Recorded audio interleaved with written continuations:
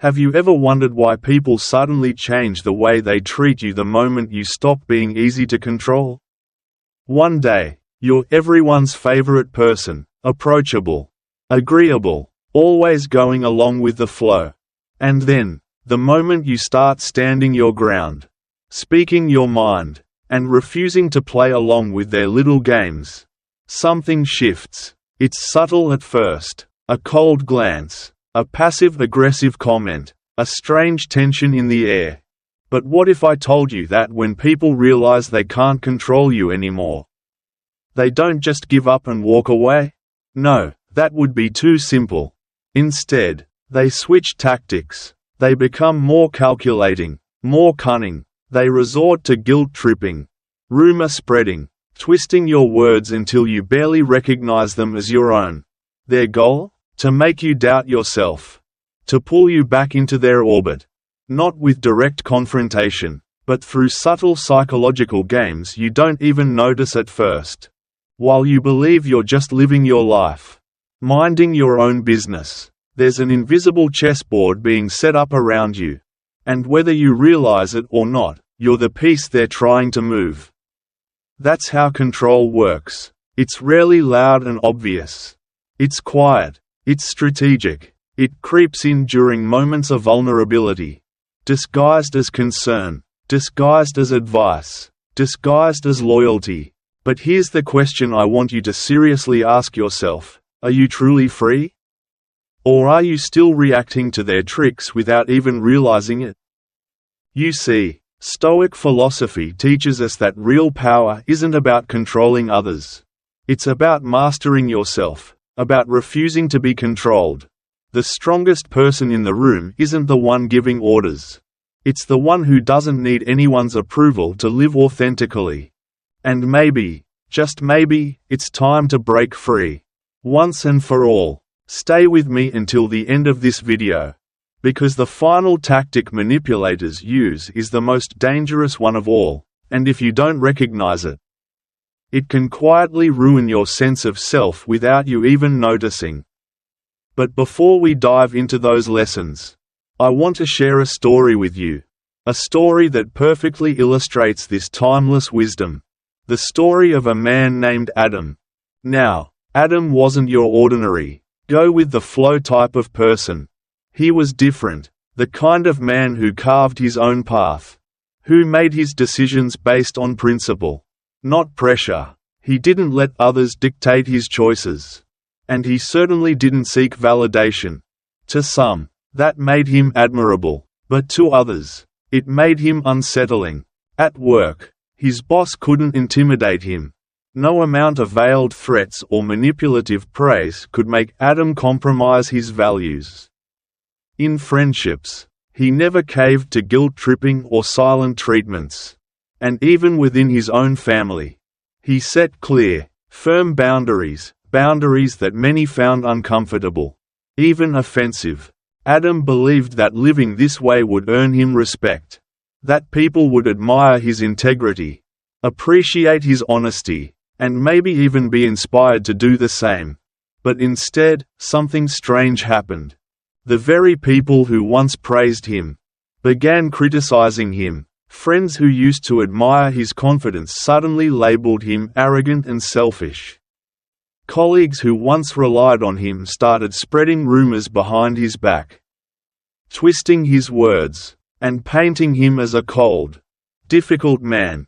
Adam was confused, frustrated, hurt. Why was it, he wondered, that the more he stood up for himself, the more isolated he felt? So one evening, searching for answers, he decided to visit an old mentor, Mr. Carter, a retired businessman known for his sharp mind and quiet wisdom.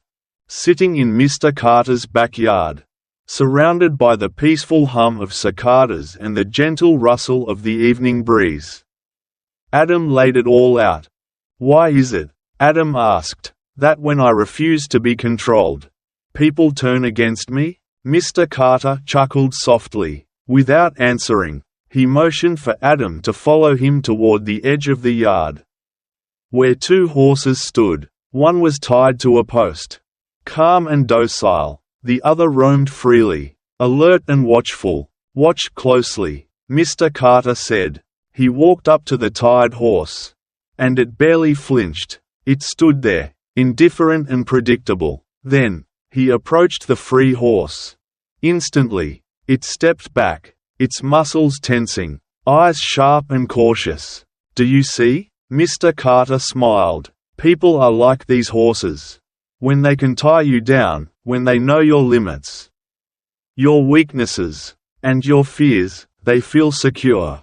They can predict you, control you, but when you're free, when you answer to no one but your conscience, it unsettles them. They don't know what you'll do next. And what people can't predict, they fear." Adam frowned, the weight of understanding settling on him. "So, what do they do then?" he asked quietly. Mr. Carter sighed. "They won't try to free you, Adam. That would mean confronting their own chains. Instead, they'll try to break you. They'll label you difficult, call you selfish, arrogant, heartless. They'll turn your independence into a flaw. Not because you're wrong, but because your freedom reminds them of their own imprisonment." And in that moment, Adam finally understood. People weren't turning against him because he was cruel, or thoughtless, or wrong. They were turning against him because they couldn't control him. That night, Adam made a decision. He stopped explaining himself, stopped chasing approval, stopped letting guilt dictate his choices. And in the silence that followed, something unexpected happened. The manipulators? They left. The weak-minded? They faded away. And the truly strong? They stayed. Because real strength recognizes strength. And while control may silence the fearful, it can never subdue the free. So, before we jump into the first psychological tactic manipulators use when they realize they can't control you, I have a quick favor to ask. If this message resonates with you, if you find wisdom and clarity in these stories, consider subscribing and turning on notifications. It's a simple way to support this growing community of thinkers, seekers, and modern-day Stoics. Alright, let's begin. Number 1. They try to manipulate you. Let's talk about what really happens when people figure out they can't control you. They don't just give up. Oh no, they double down. See, for some people, control isn't just a habit. It's an addiction. It's how they feel safe. By dictating your actions, influencing your decisions, and shaping your behavior to fit their needs, they maintain a sense of order in their world. But when you remove yourself from that dynamic, when you start making choices based on your values rather than their expectations, you threaten that illusion of control. And so, they resort to manipulation. Sometimes it's obvious, a guilt trip here, a backhanded compliment there. But more often, it's subtle, the casual suggestion meant to sow doubt, the carefully chosen words designed to make you second-guess your instincts. A raised eyebrow, a sigh at the right moment, an unspoken expectation hanging in the air. Why? Because manipulation is a tool for those who fear open confrontation. It allows them to steer your actions without ever having to admit what they're doing. And if you're not careful, you'll find yourself apologizing for things you didn't do, explaining yourself when no explanation is needed, and making choices that don't serve you, all because someone else made you believe you should. And that, my friend, is just the first tactic. You probably remember from the last part, we talked about how manipulators, when they can't control you directly, will switch tactics. They'll start playing with your emotions, using sweet words, playing the victim, or making you feel guilty. Anything to pull you under their influence. And as we emphasized, the key is to master yourself and not let your emotions get dragged along by them. But here's the thing, when those tricks stop working, they don't just walk away. They simply change their strategy. They start spreading lies about you. Instead of confronting you directly, they quietly twist stories, create false narratives, and turn people against you. Why? Because they've realized they can't manipulate you anymore. So the only thing left is to attack your reputation. But understand this, those false narratives were never about truth. They are a cheap weapon of the weak. When someone doesn't have facts on their side, they resort to gossip, exaggeration, and outright lies. Their goal? It's simple: to get you to react. To make you angry, defensive, or afraid. Because the moment you react, they win. You've stepped right into their game without even realizing it. Think of it like mudslinging. Imagine someone throwing mud at you. If you get angry and throw it back, or scramble to wipe it off, you'll only end up dirtier. But if you stay still, calm, and unbothered, the mud falls to the ground. And it's the one who threw it who ends up looking dirty. The core lesson here is this: real power lies in not reacting. Let them talk. Let them spin their stories. What you need to hold onto is your composure and your clarity. As Lao Tzu once said, "He who controls others may be powerful, but he who has mastered himself is mightier still." When you stop explaining, stop defending, and refuse to take part in their little drama, you reclaim your power. Manipulators feed off your reactions. Take that away from them, and they slowly fade out of your life. So remember this: when you face lies and rumors, don't waste your energy fighting or explaining. That's not a battle worth your time. The decision to stay calm and unshaken is, in itself, the highest form of victory. As we touched on earlier, false words and malicious rumors only hold power when you choose to react. The more you argue, the more you extend the very performance others are trying to stage. But if you remain steady, if you hold your ground and let the noise pass, you'll realize something profound: the truth has a way of speaking for itself. Imagine this: someone throws mud at you. The worst thing you can do is frantically try to wipe it off or throw it back. Because the more you touch it, the bigger the mess becomes. But if you stand still, let the mud dry, and then gently brush it off, you'll walk away clean, unbothered. False narratives work the same way. The more you fight them, the further they spread. But when you stay calm and firm in who you are, lies eventually crumble under the weight of their own emptiness. And this is where the wisdom of the Stoics comes in. Marcus Aurelius once said, "If you are unaffected by what is said, you have already won." Think about that for a moment. Your silence is your victory. The instant you stop caring about other people's words, you take away their power. Because the truth, it doesn't require defense, it endures. I remember a time when someone deliberately spread false rumors about me. My first instinct was to defend myself, to confront every single lie, to clear my name. But then, I paused. Instead of reacting, I chose to keep being exactly who I am. I let my actions, my daily behavior, and my character speak on my behalf. And you know what happened? The lies began to lose their grip. The less I acknowledged them, the clearer the truth became to everyone around me. Eventually, the person behind those stories exposed themselves. Because lies, they have a short lifespan. But the truth lives forever. So, how do you deal with people like this? First, don't engage. The moment you argue, you give their lies oxygen. Second, let your character do the talking. Truth never needs a lawyer. It simply proves itself over time. And finally, always remember this: those who spread lies reveal far more about their own character than they ever do about yours. At the end of the day, false words weigh nothing, unless you decide to carry them.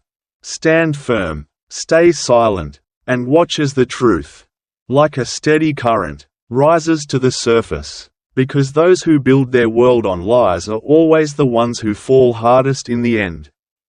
In the last part, we saw how refusing to play along with false narratives robs manipulators of their power. The less you react, the clearer the truth becomes. And in time, people start to see through the act. Because no matter how convincingly someone plays the victim, lies always unravel, and real character, like light breaking through clouds, always shines through. So how do you deal with people like this? First and foremost, don't engage. Arguing only makes you look guilty inside their twisted story. The louder you protest, the more they'll paint you as the aggressor. The best move is to let their actions speak for themselves. Because here's the thing, the more they weave lies, the more obvious those lies become over time. People start connecting the dots. Patterns reveal themselves. And slowly, what was hidden comes to light. But perhaps most importantly, protect your peace. You don't owe anyone an explanation when their intent is to distort the truth. Truth has a way of surfacing on its own, like a sunken object slowly rising to the surface. Manipulators only succeed when you give them an audience. When you take center stage in their drama. The wisest response? Stay calm, stay silent, let reality handle the rest. Because in the end, the truth always outlasts the performance. Now, let's move to one of the most calculated, cold tactics manipulators use when they realize they can't control you. They try to isolate you. Instead of confronting you openly, they operate in the shadows. Quietly, subtly, they plant seeds of doubt. Twist stories. Whisper in the ears of your friends, colleagues, even family members. Why? Because they fear your independence. A person with strong, loyal relationships is difficult to manipulate. So their goal becomes disturbingly simple: cut you off from those who strengthen you and leave you feeling alone. Here's a truth most people overlook: isolation is a weapon of the weak. People who thrive on control can't stand when you think for yourself. So they spread rumors, stir up conflict, and quietly fracture relationships around you. Their tactic is to make you question who you can trust, doubt your worth, and, eventually, become emotionally dependent on them. The more isolated you feel, the easier you are to control. It's not unlike a predator in the wild. Think of a wolf pack. Predators never attack when the prey is surrounded by its herd. No, they create confusion, trigger panic, and drive the prey away from the group. Once it stands alone, it's vulnerable. Manipulators operate with the same strategy. They don't strike when you're supported. Instead, they quietly sow division, tension, and misunderstandings, pulling you further from those who would protect you. But here's the good news: once you recognize this tactic, you can outsmart them, and this is where Stoic wisdom shines. Seneca once said, "Associate only with those who improve you. Avoid those who would pull you down." That's the key. Surround yourself with people who strengthen your mind, your character, and your spirit. True friends, those grounded in integrity, will see through the lies in time. And as for those who turn against you, perhaps they were never meant to stay. I've lived this lesson firsthand. I once knew someone who slowly tried to turn people against me. It started with small, subtle comments, a quiet, "I don't know if you can really trust them." Then came the exaggerations, twisting my words, warping my intentions. At first, I felt frustrated. I wanted to confront them, to defend myself, to set the record straight. But then it hit me: the more I fought back, the more power I gave them. So I shifted my focus. I doubled down on nurturing the relationships that truly mattered. I stayed consistent, let my actions, not my words, define me. And over time, something beautiful happened. People started seeing the truth on their own. Those who truly knew me stayed. Those who believed the lies, well, perhaps they were never my people to begin with. So, how do you handle people like this? First, stay calm. The more you react, the more fuel you give them. Second, invest in your real connections. The people who genuinely care about you won't be fooled for long. And lastly, never chase after those who turn away at the first shadow of doubt. Because those meant to walk beside you will recognize the truth, with or without your explanation. We just talked about how those who fear your independence will try to isolate you. But no matter what they do, they can't shake what's unshaken. Now, let's move to another subtle, yet dangerously effective tactic people use when they realize they can't control you. They challenge your confidence. They won't attack you directly. No, that would be too obvious. Instead, they'll quietly plant seeds of doubt in your mind. They'll question your decisions, make you second-guess yourself, and subtly chip away at your belief in your own abilities. And why would they do this? Because if they can make you doubt yourself, even for a moment, they regain power over you. The weaker your confidence, the easier it is for them to manipulate your choices. Here's the truth you need to hold on to. People who constantly question your confidence aren't offering helpful advice or thoughtful, constructive criticism. What they're really doing is testing your self-belief. They want you to hesitate, to second-guess, to seek their validation before you move forward. Because the more unsure you are, the easier it is for them to steer you in whatever direction they choose. Think of it like this. Imagine you're walking across a sturdy bridge. It feels solid beneath your feet. But then someone nearby starts whispering, "Are you sure that bridge is safe? What if it gives out?" At first, you laugh it off. But the more they say it, the more you find yourself looking down, wondering, what if? Not because the bridge suddenly became unstable, but because someone made you doubt what you already knew to be true. That's how confidence works. Your judgment is solid, your decisions well thought out. But manipulators shake that on purpose. Not because you're weak, but because they fear the strength of someone who stands firm. And this is exactly where Stoic wisdom shines through. As Epictetus once said, a person's worth is not measured by the approval of others. True confidence isn't born from the applause or agreement of the crowd. It comes from trusting yourself. From knowing that your choices, made with reason and clarity, need no one else's permission to stand. I remember a time when someone in my life constantly questioned every decision I made. Every time I chose a direction, they'd raise an eyebrow and say, "Are you sure? That sounds risky." At first, I'd explain myself. I'd lay out my reasoning, defend my choices, and try to prove I was right. But slowly, I realized they weren't asking because they cared or knew better. They were asking to make me unsure. It wasn't about wisdom, it was about control. One day, I stopped explaining. I simply looked them in the eye and said, "Yes, I'm sure." No justification, no debate, no seeking approval. And you know what? They had nothing left to say. Because real confidence doesn't argue. It doesn't waver. It just stands. So how do you deal with people like this? First, trust yourself. If you've made a decision based on reason, experience, and clear judgment, don't let anyone's doubt shake you. And second, stop over-explaining. The more you justify yourself, the more power you hand over to someone else's approval. And honestly, do you really need to explain your path to people who have no intention of walking it with you? Hold your ground, stay firm, and remember, the unshaken don't ask for permission to stand tall. Previously, we talked about how people will poke holes in your confidence, using doubt as a weapon to regain control. But remember, doubt is their tool, not your truth. And just because someone questions you, it doesn't mean you're wrong. Your confidence is your power.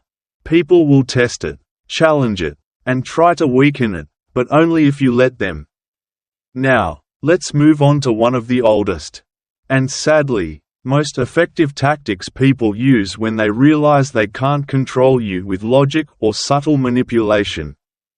They provoke you emotionally. When reason and subtlety fail, some people turn to something primal. They push your buttons. They say things designed to frustrate you, to insult you, or to spark a burst of anger, not because they care about the issue at hand, but because they want you to lose control. The moment you react emotionally, they win. Here's the uncomfortable truth about these situations. The goal isn't to resolve a disagreement or seek understanding. It's to bait you into an emotional outburst so they can claim the moral high ground. They'll mock you, twist your words, bring up old mistakes, anything to spark a reaction. And once you snap, they'll step back, raise their hands, and say, "See, I told you they were unstable. Look how unreasonable they're being."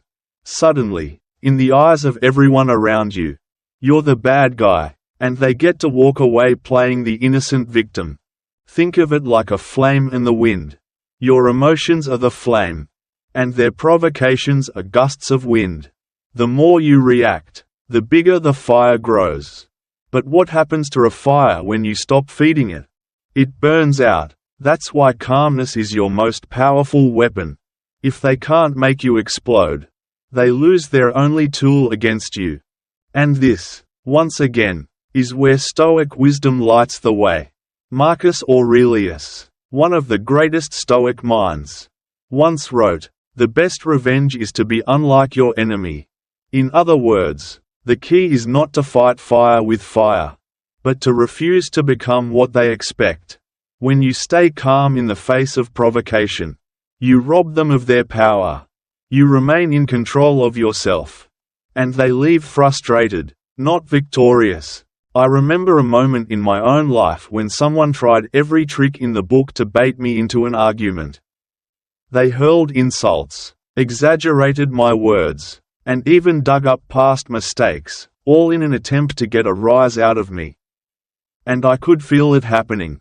That surge of anger, the temptation to fire back.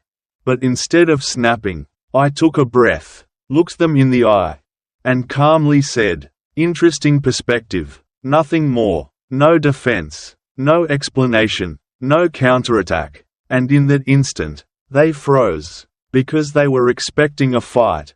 And when I didn't give them one, they didn't know what to do next. That was the moment I realized something powerful. Staying calm isn't weakness, it's strength. It's one of the most commanding things you can do in the face of provocation. So how do you handle people like this? First, recognize the game. If someone seems intent on provoking you, pause for a moment and ask yourself, do they really want a conversation? Or are they just fishing for a reaction? Most of the time, it's the latter. Second, control your response. If you feel those emotions rising, take a breath, count to 3, and choose your words with care. And lastly, know when to walk away. Not every argument deserves your energy. In fact, some of the wisest battles are the ones you win by simply refusing to fight. At the end of the day, your emotions belong to you. Don't hand them over to people who want to use them against you. Stay calm, stay detached, and let them burn themselves out in the emptiness of their own frustration. Because, in truth, the strongest person in any room is always the one who cannot be controlled. In the previous part, we talked about staying calm when facing provocations, and how composure can be the sharpest weapon to help you stay in control in any situation. Now, let's move on to another tactic that negative people often use, something subtle, but all too familiar. They start copying you. Sounds strange, doesn't it? But let me explain. At first, when someone happens to do something similar to you, you might think it's just a coincidence. You come up with a bold idea, and suddenly they do something almost identical. You try a new approach, and before you know it, they're following in your footsteps. In the beginning, you might brush it off, but over time, you'll realize it's no longer competition. It's imitation. Here's the truth. If they can't defeat you, They'll try to become you. Instead of finding their own path, they latch onto yours, hoping to ride the wave of your success without putting in the real effort. But what they fail to understand is this: imitation is nothing more than a pale shadow of the original. It's like a shadow compared to sunlight. The shadow moves only when the light moves, but it can never shine on its own. No matter how much they copy, they'll always be one step behind. They might pretend to come up with your ideas first or mimic your actions. But there's one thing they can never replicate: the essence that makes you who you are. And this is where Stoic wisdom shines through. Seneca once said, "Character, not imitation, defines a person," meaning your true worth isn't measured by what you do, but by who you are. Someone can mimic your words, your style, even your ideas, but they'll never be able to copy your mind, your experiences, or your authenticity. I remember someone who used to copy almost everything I did. Every time I made progress, they would take the same steps. Whenever I challenged myself with something new, suddenly they were interested in the exact same thing. At first, it frustrated me. It felt like my work was being stolen, my efforts diluted. But then, one day, I decided to completely switch my direction, and guess what happened? They were lost. They had no idea what to do next. Because when you're always chasing someone else, you're never truly leading. That's when it hit me. Imitation is nothing but proof that you're ahead. So, what should you do when you encounter people like this? First, stop worrying about them. The fact that they have to copy you already proves they're behind. Second, keep evolving. The more you grow, the harder it becomes for them to keep up. And finally, remember this: imitation isn't flattery, it's a sign of insecurity. They copy because they lack the courage to be themselves. So keep being you, keep moving forward, and let the imitators struggle in your shadow. Because in the end, copies fade, but the original lasts forever. Now, let's move on to number 8, a cold, hard truth that sooner or later, everyone must face. In the previous part, we talked about those who try to imitate you, people who can't outshine you. So they settle for becoming your copy. But that's not the worst kind of person you'll encounter on this journey. There's a far more dangerous type. The ones who stand beside you, clapping when you move forward, yet secretly waiting for the moment you stumble. Yes, they don't clap because they believe in you. They clap because they're waiting for you to fail. And when that moment comes, they'll be the first to whisper, "I knew it." But here's where they fall short, because real success doesn't rely on their applause or approval. Picture this: a violent storm sweeps through, and there are two trees in its path. One is weak, bending under the force of the wind. The other, deeply rooted, stands firm, no matter how fiercely the storm howls. The people hoping for your failure are like that wind. They make noise, they push against you, but they can't break you, unless you let them. And this is where Stoic wisdom steps in. Epictetus once said, "Do not waste your energy on those who hope for your downfall." Your focus should be on your own growth, not on proving anything to them. Because success isn't about proving people wrong. It's about becoming the strongest, clearest, most honest version of yourself. I once had someone like that in my life. They acted supportive, always there with a smile, but their words carried little stings. Things like, "Are you sure this is going to work?" or, "I really hope you make it, but we'll see."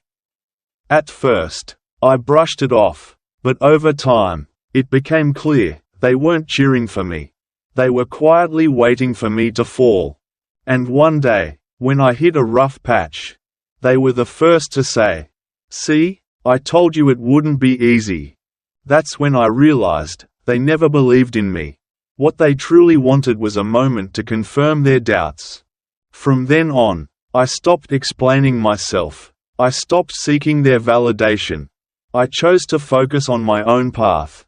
And the result? I kept going. I succeeded. And their silence afterward spoke louder than any of their hollow encouragement ever did. So how should you deal with people like this? First, learn to recognize the signs. If someone only shows up when you're struggling but disappears when you're winning, that's a clear signal. Second, stop wasting your energy trying to prove yourself to them. Your success isn't for them. It's for you. And finally, let your success be the answer. Keep moving forward. Keep evolving, because nothing unsettles them more than watching you rise when they were certain you'd fall. At the end of the day, some people treat your failure like it's their entertainment. Don't give them that satisfaction. Succeed anyway. Rise anyway. Blast off. And there you have it, another chapter in this journey of learning, growth, and unshakable resilience. Remember, the world will always have its doubters, imitators, and silent spectators, but none of that defines you.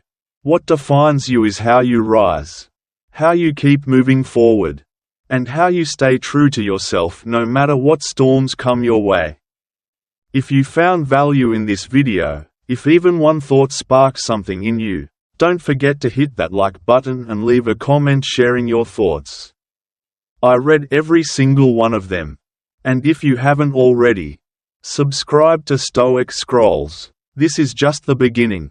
And I'd be honored to have you walk this path alongside me.